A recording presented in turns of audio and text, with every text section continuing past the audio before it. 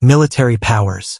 The President shall be the Commander-in-Chief of all armed forces of the Philippines, and whenever it becomes necessary, he may call out such armed forces to prevent or suppress lawless violence, invasion, or rebellion.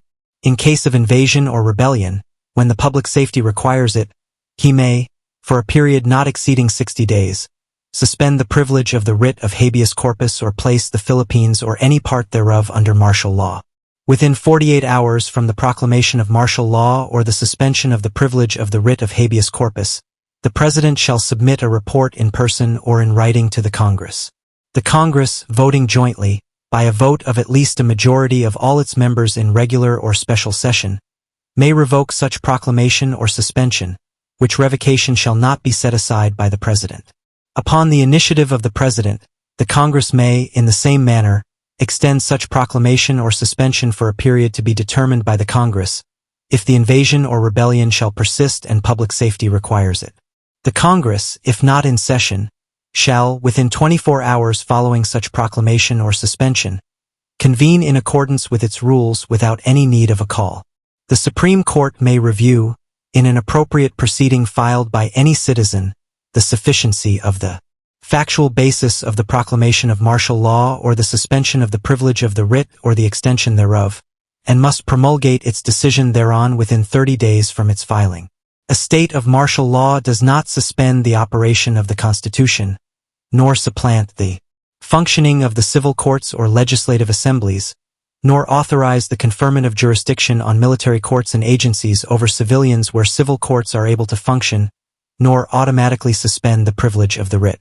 The suspension of the privilege of the writ shall apply only to persons judicially charged for rebellion or offenses inherent in or directly connected with the invasion.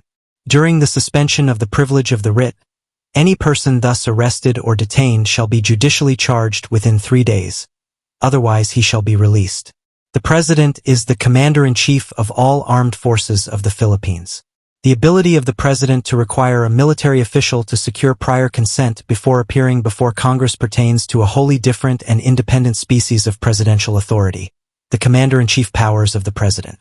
By tradition and jurisprudence, the Commander-in-Chief powers of the President are not encumbered by the same degree of restriction as that which may attach to executive privilege or executive control. Graduated powers, from most to least benign. Calling out power. He may call out such armed forces to prevent or suppress lawless violence, invasion, or rebellion. Power to suspend privilege of the writ of habeas corpus. Power to declare martial law. He may proclaim martial law over the entire Philippines or any part thereof. Calling out power requirement. Whenever it becomes necessary. These conditions, actual invasion or rebellion, and public safety requires the exercise of such power, are not required in the exercise of the calling out power. The only criterion, requirement, is that, whenever it becomes necessary, the President may call the armed forces to prevent or suppress lawless violence, invasion, or rebellion. Outside explicit constitutional limitations, the Commander-in-Chief clause vests in the President, as Commander-in-Chief, absolute authority over the persons and actions of the members of the armed forces. Such authority includes the ability of the President to restrict the travel, movement, and speech of military officers, activities which may otherwise be sanctioned under civilian law. Effect of calling out powers. President may summon the armed forces to aid him in suppressing lawless violence, invasion, and rebellion. The AFP may be deployed and utilized to assist the PNP in law enforcement or in ordinary police action. This is extraordinary because law enforcement is a civilian function. Power to suspend the privilege of the writ of habeas corpus and declare martial law. Requirement for the exercise: 1. Actual invasion or rebellion, and 2. That public safety requires it. The term rebellion must be understood to have the same meaning as the crime in the RPC. Since the Constitution did not define the term rebellion, it must be understood to have the same meaning as the crime of rebellion in the Revised Penal Code, RPC.